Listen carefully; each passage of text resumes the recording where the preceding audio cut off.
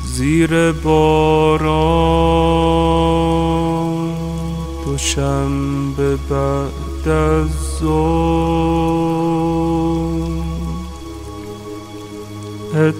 اتفاقی مقابلم رخ داد. وسط کوچه ناگهان دیدم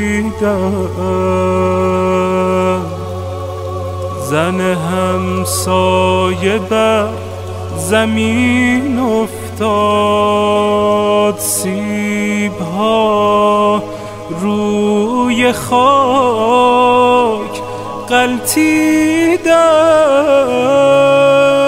چادرش در میان گرد و غبار.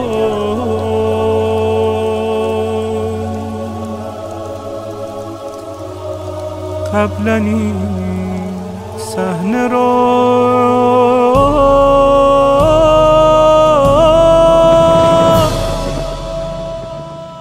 نمیدانم، در من انگار می شود تکرار.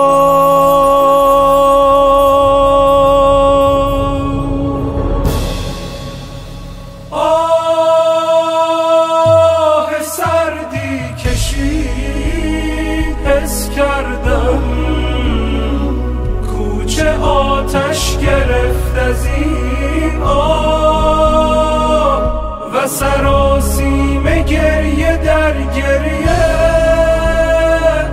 پسر کوچکش رسید از راه، گفت آرام باش چیزی نیست، به گمانم فقط کمی کمرم. دست من را بگیر گریه نکن، مرد گریه نمی کند پسرم.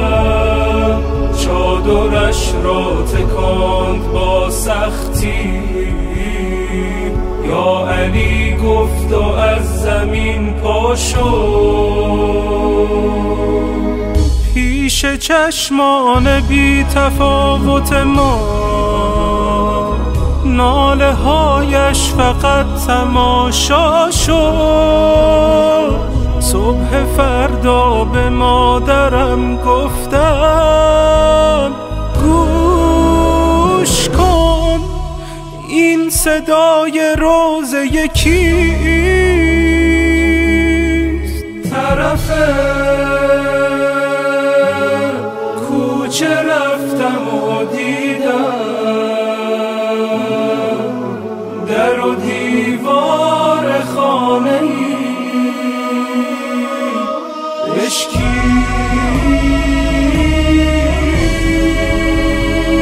کوچه را چون دوباره می نگرم، تا مدینه دلم کند پرواز. گریه مادر دوشنبه در کوچه